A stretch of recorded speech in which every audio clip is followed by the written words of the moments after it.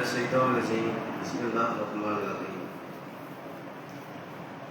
يا أيها الناس اتقوا ربكم الذي خلقكم من نفس واحدة وخلق منها زوجها وبث منهما رجالا كثيرا ونساء واتقوا الله الذي تساءلون به والأرحام إن الله كان عليكم رقيبا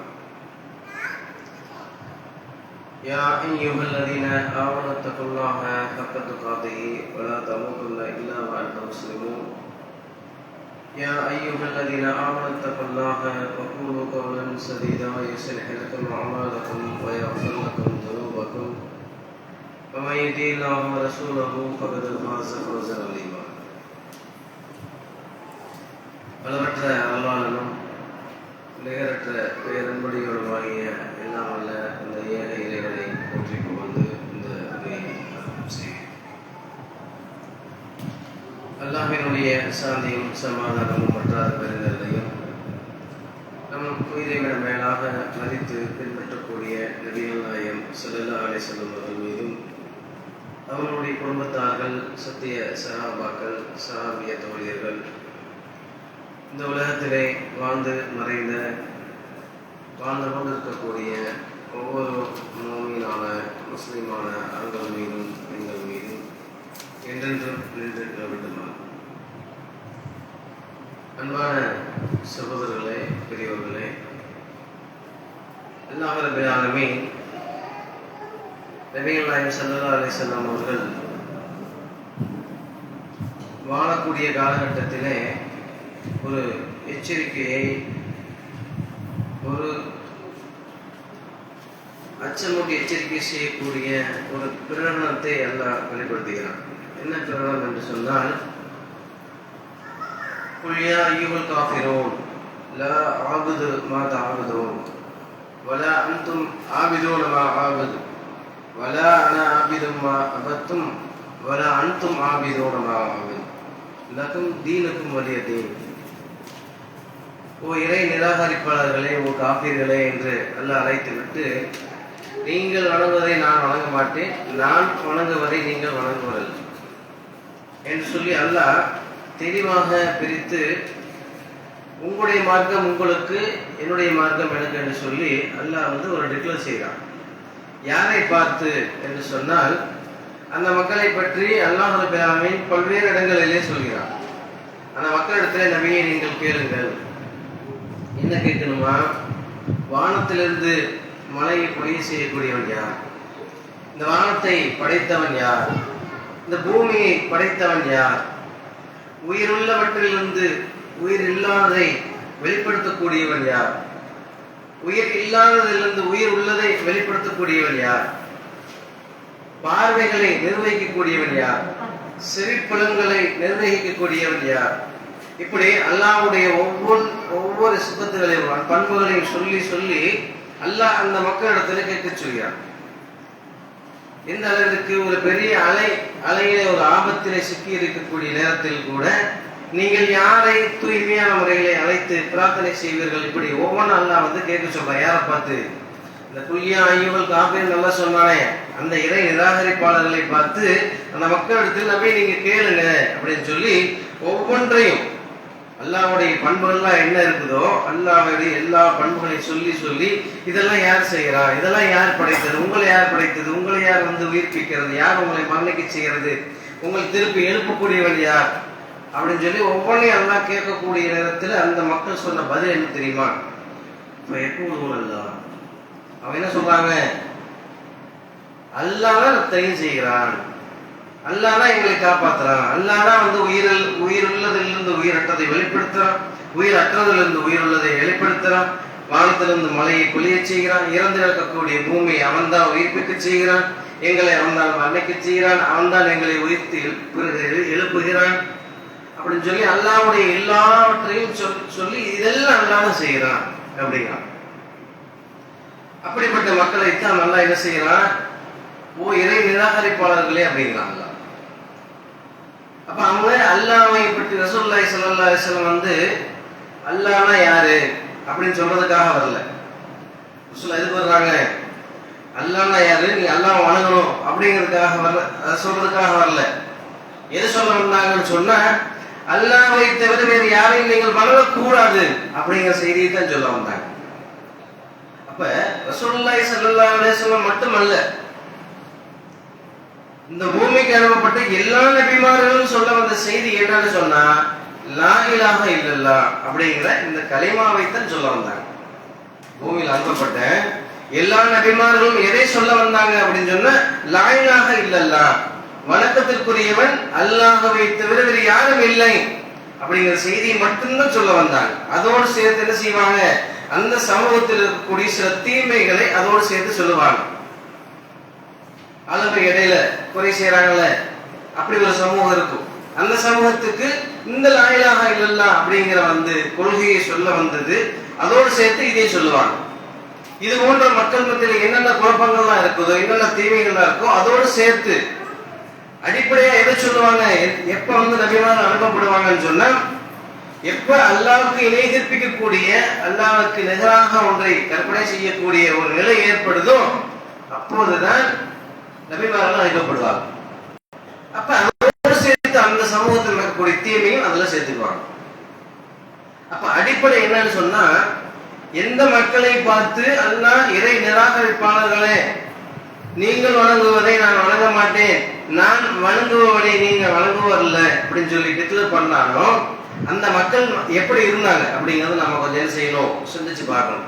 அவங்க அனைத்து காரியங்களும் அல்லாஹ்வால நடக்குது அப்படின்னு சொல்லி நம்புறாங்க. பெரிய பெரிய துவா செய்யணும், ஒரு பிரார்த்தனை செய்யணும், ஒரு பேர் ஆபத்திலிருந்து நமக்கு ஒரு உதவி வரணும், அதே போல உயிரற்றதிலிருந்து உயிருள்ளதை வெளிப்படுத்துறது, உயிர் உள்ளதிலிருந்து உயிரற்றதை வெளிப்படுத்துறது, மழையை பொழிவைக்கு செய்து பூமியை படைத்தது, வானத்தை படைத்தது, இப்படி அல்லாஹ்வை தெள்ள தெளிவான முறையில விலகி இருந்தாங்க.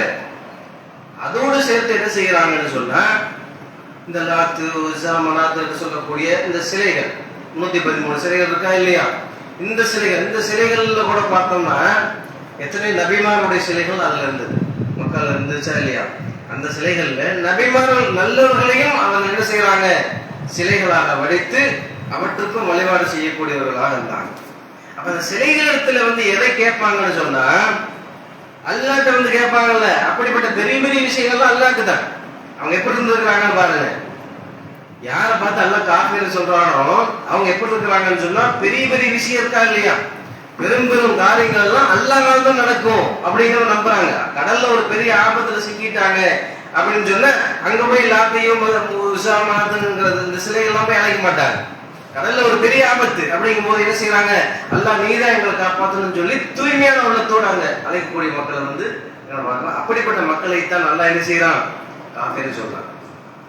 இதோடு நாம நம்முடைய சமூக மக்களையும் ஒப்பிட்டு பார்த்தோம்.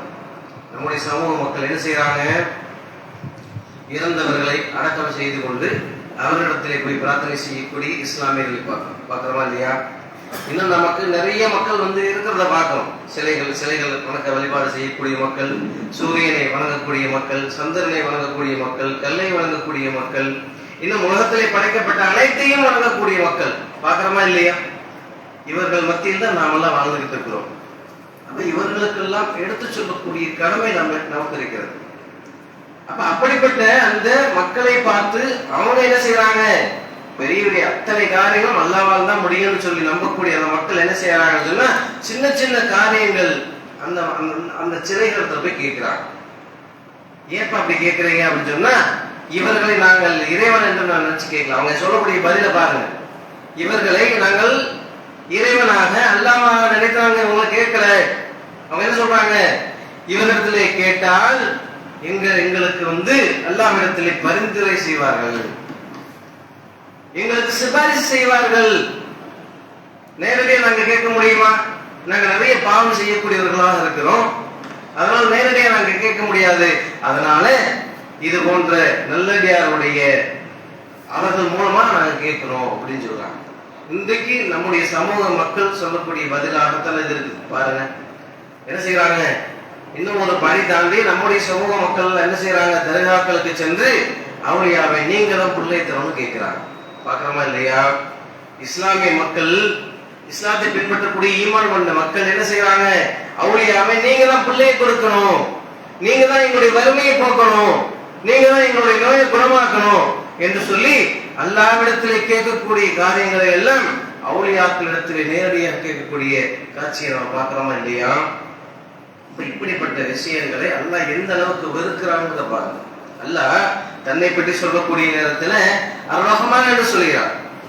அவனை போல அருள் செய்ய யாரும் முடியாது. இந்த உலகத்துல அவனை மாதிரி அருள் செய்யறதுக்கு யாரும் கிடையாது.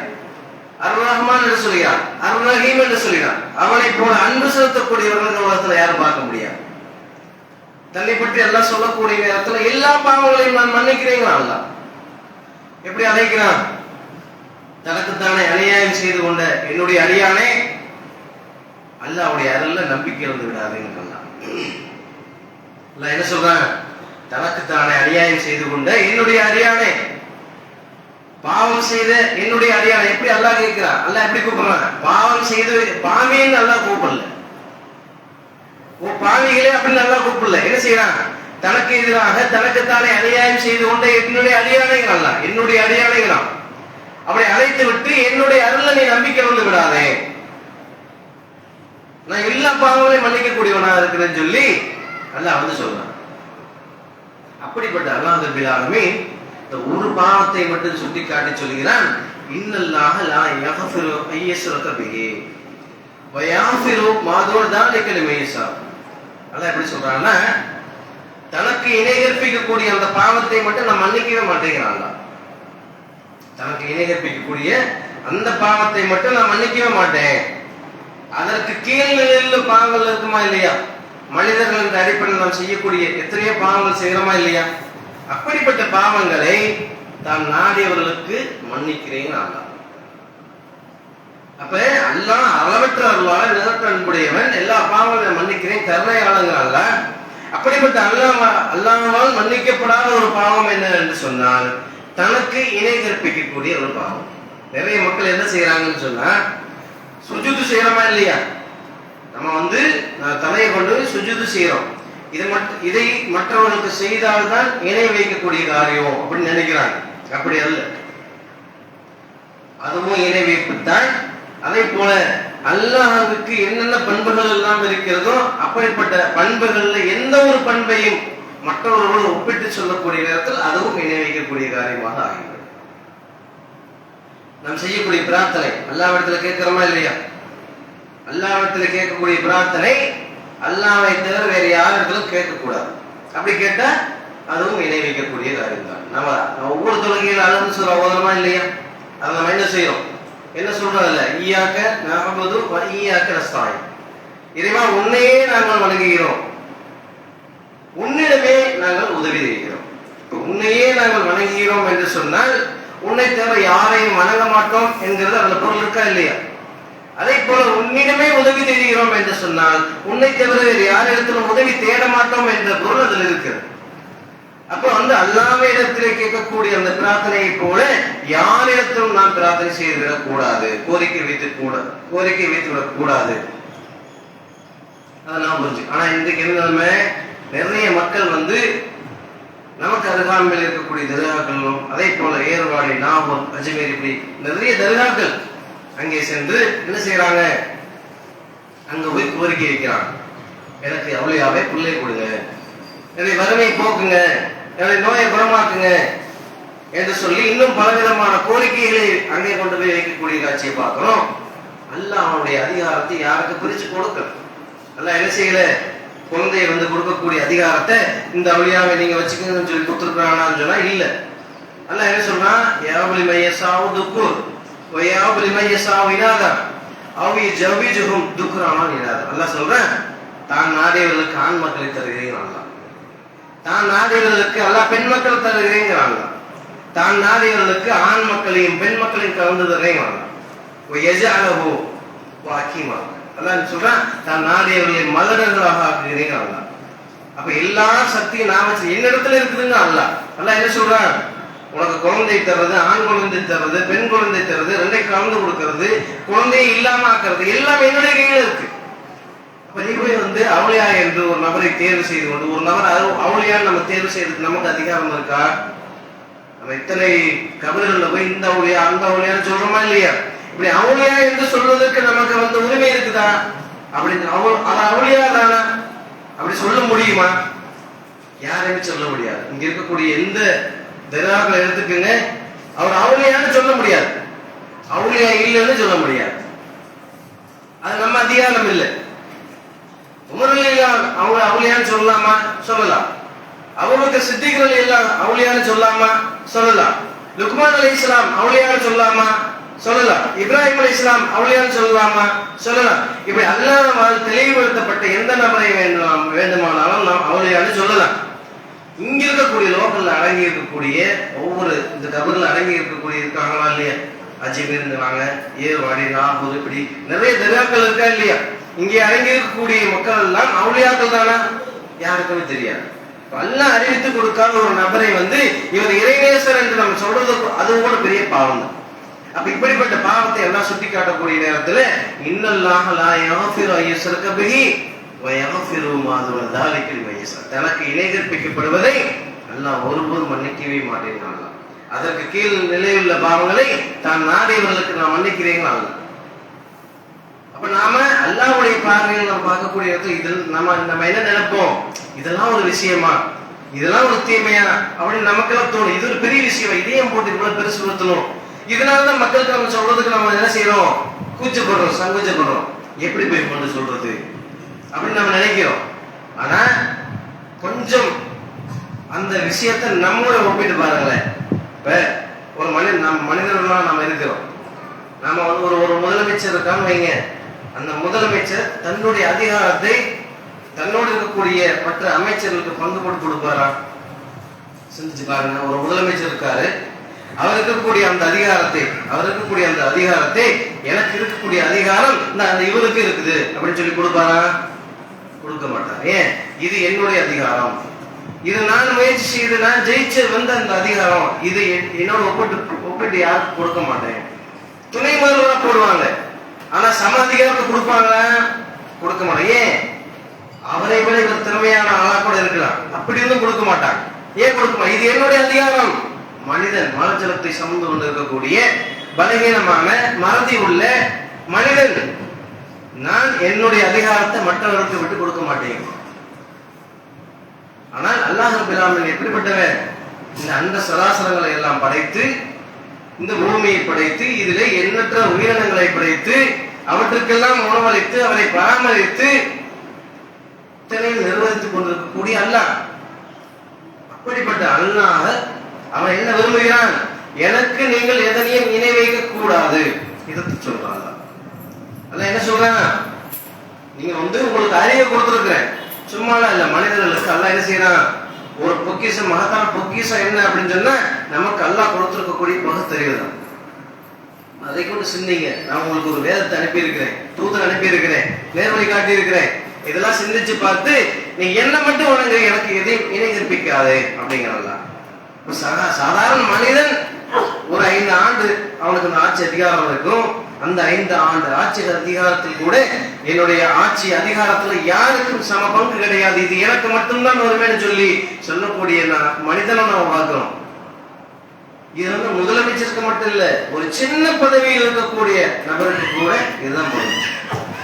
அற்பமான பதவிகளை வைத்திருக்கக்கூடிய, அற்பமான ஆட்சி அதிகாரங்களை வைத்திருக்கக்கூடிய மனிதர்களாக இருக்கக்கூடிய நமக்கு நம்முடைய இடத்தை மற்றவருக்கு பங்கு போட்டு கொடுக்க நமக்கு மனம் ஒத்துக்க மாட்டேங்குன்னு சொன்னா, இந்த அண்ட சராசரங்களை எல்லாம் படைத்து நம்ம அனைவருக்கும் உணவளிக்கக்கூடியவனாக, நம் அனைவருக்கும் ஆரோக்கியம் வழங்கக்கூடியவனாக, நம் அனைவருக்கும் அனைத்து காரியங்களும் வழங்கக்கூடியவனாக இருக்கக்கூடிய அல்லாஹுக்கு கோபம் வருமா வராதா?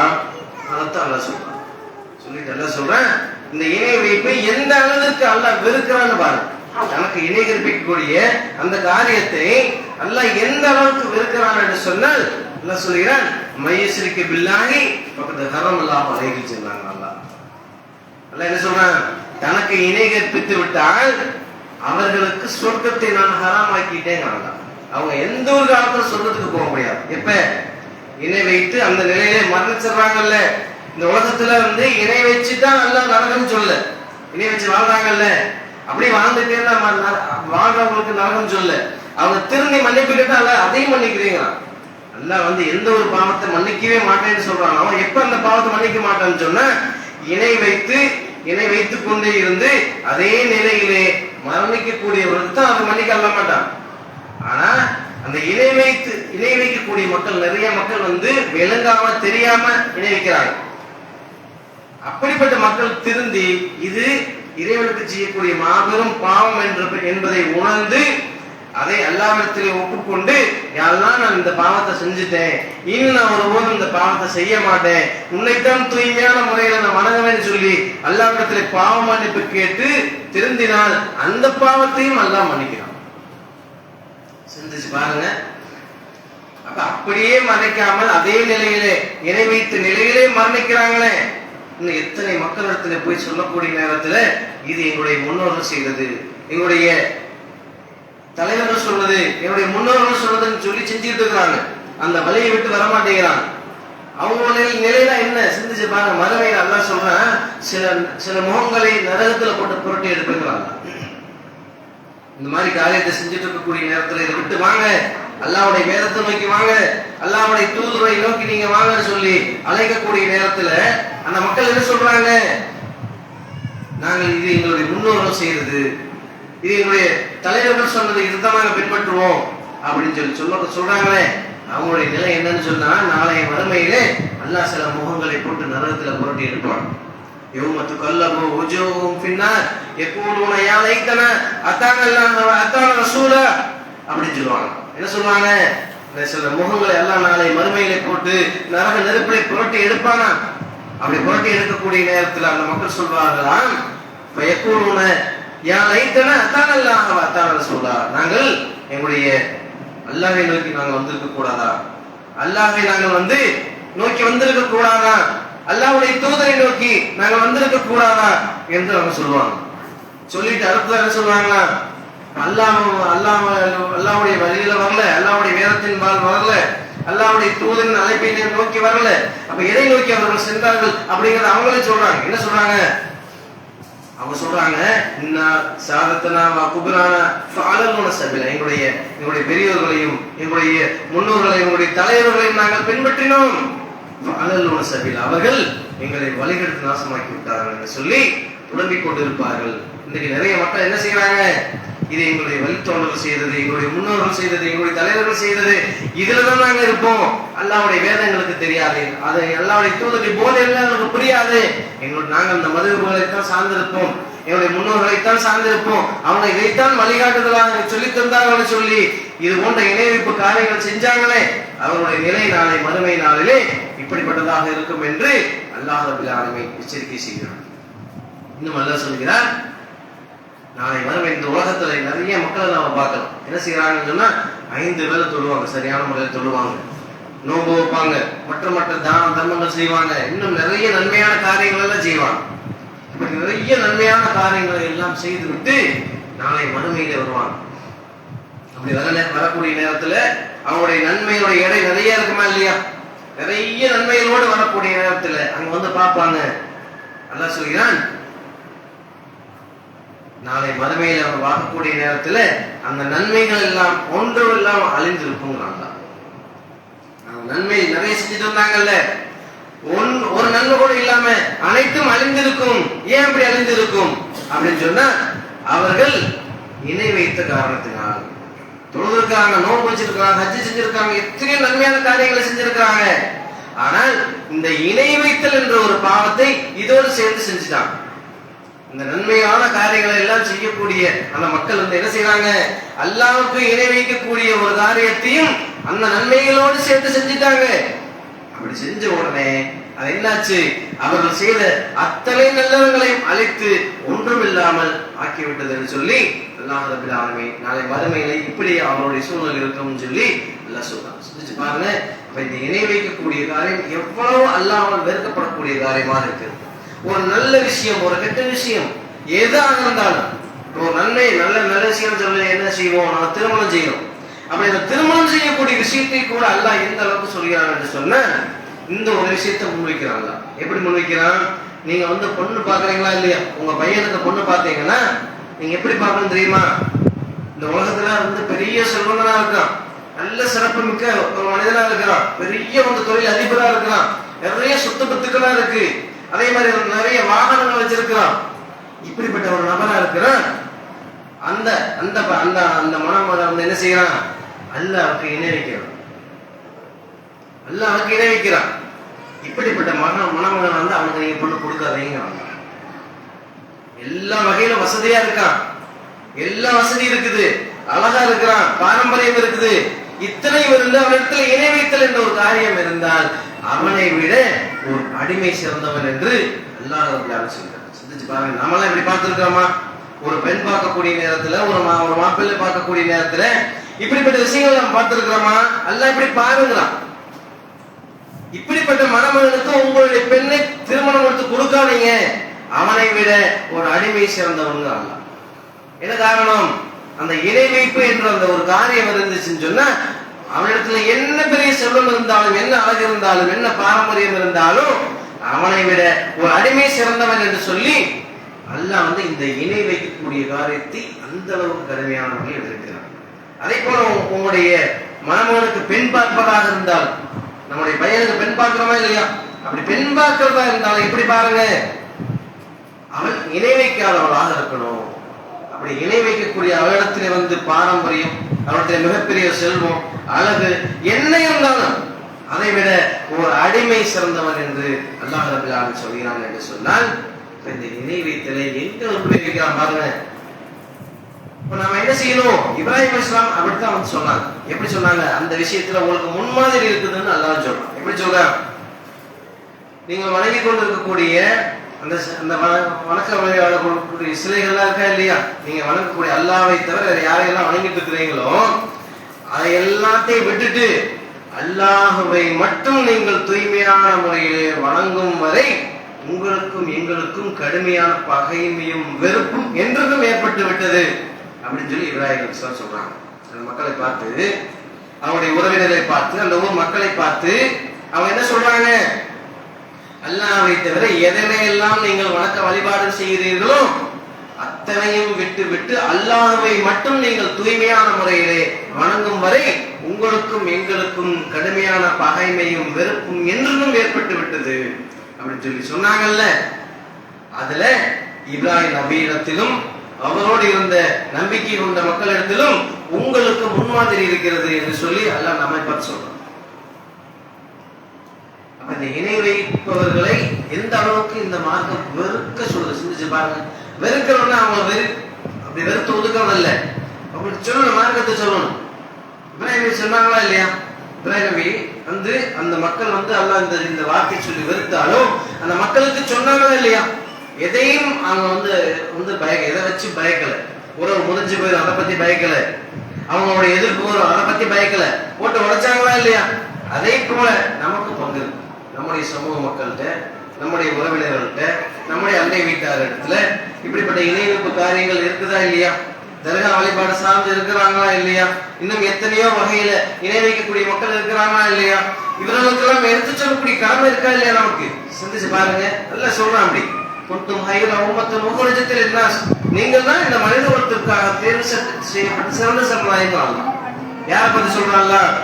நம்மை நோக்கி சொல்ற முஸ்லிம்களை பார்த்து அல்லாஹ் சொல்றான், நீங்கள் தான் மனித குலத்திற்கு தேர்வு செய்யப்பட்ட சிறந்த சமுதாயம். எதனால சிறந்த சமுதாயம்? என்ன காரணம்? எதனால? தஅமுருன பில் மஅரூஃப் வ தன்ஹவுன அனில் முன்கர் வ துமினுன பில்லாஹ், நீங்கள் நன்மையை ஏவுகிறீர்கள், அதனால் நீங்கள் சிறந்த சமுதாயம். தீமையை நீங்கள் தடுக்கிறீர்கள், அதனால் நீங்கள் சிறந்த சமுதாயம் அப்படிங்கிறாங்க. அந்த காரியத்தை நம்ம செய்யணுமா இல்லையா? நம்மோடு வாழக்கூடிய எத்தனையோ மக்கள் வந்து இப்படிப்பட்ட பாவங்களை நன்மை என்று செய்து கொண்டிருக்கிறார். பாவம் நினைச்சு குடிக்கிறவங்க போய் கேளுங்க, குடிக்கிறான் போய் கேட்டோம்னா என்ன சொல்லுவான்? எப்ப இந்த மாதிரி குடிக்கிறியே, இது பெரிய பாவம் இல்லையா அப்படின்னு சொன்னா, இல்ல இது பெரிய நன்மை, உடம்புக்கு இன்னென்ன வகையெல்லாம் ஆரோக்கியமாக சொல்லுவானா? சொல்ல மாட்டான். ஆமாங்க இது பாவம் தான், இது தீமை தான், உடம்புக்கு கெடுதல் தான், நான் பழகிட்டேன், என்னால விட முடியல, அது பாவம்னு ஒத்துக்குவான். ஆனா அதை நான் சொல்லி நான் கற்பிக்க மாட்டேன். அதே மாதிரி ஒரு விபச்சாரம் பண்ண செய்யக்கூடிய இடத்துல போய் கேளுங்க, ஏப்பா இப்படி விபச்சாரம் செய்யற, பாவம் இல்லையா அப்படின்னு சொன்னா, அவன் பாவம் தான், நான் ஒரு பலகீனத்தை செய்யறேன், ஏதோ ஒரு குறைய சொல்லுவான், இது பாவம்னு ஒத்துக்குவான். ஆனால் இந்த இணை வைக்கக்கூடிய காரியத்தை செய்யக்கூடிய மக்கள்கிட்ட போய் கேளுங்க, இது பாவம்னு ஒத்துக்க மாட்டாங்க. என்ன செய்வாங்க?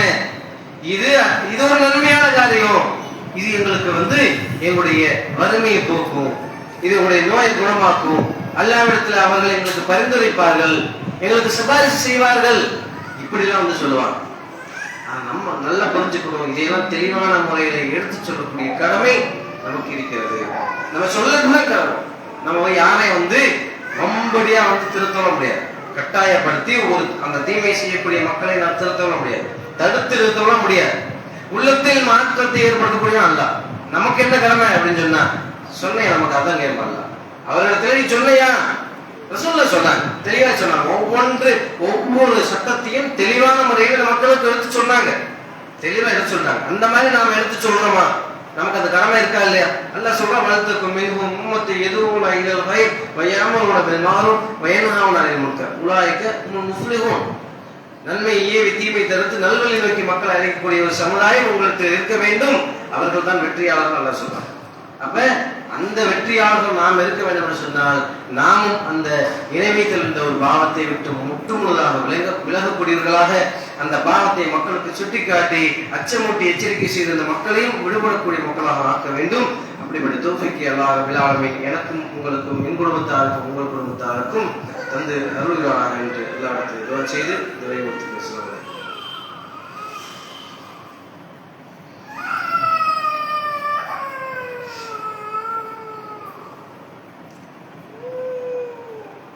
அஸ்ஸலாமு அலைக்கும் வரஹ்மத்துல்லாஹி வபரகாத்துஹு. அன்பான சகோதரர்களே, அல்லாஹ் ரப்பில் ஆலமீன் வெறுக்கக்கூடிய மாபெரும் குற்றமாக இந்த இணை வைக்கக்கூடிய ஒரு பாவம் இருக்கிறது.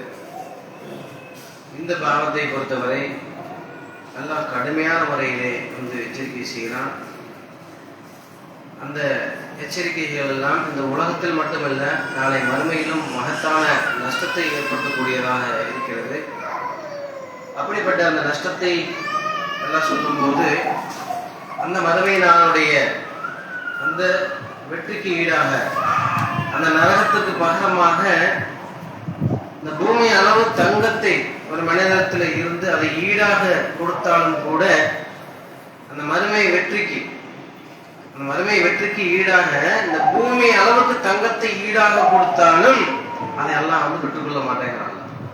அப்ப இந்த உலகத்துல நாம் வாழக்கூடிய நேரத்துல நாம் இந்த இணை வைப்பு என்ற மிகப்பெரிய ஒரு பாவத்தை விட்டு நாமும் விலகி நம்மோடு இருக்கக்கூடிய எல்லா மக்களுக்கும் இந்த செய்தி சொல்லக்கூடியவர்களாக நாம் இருக்க வேண்டும். அப்படிப்பட்ட மக்களாக அல்லாஹ் இந்த மனிதர்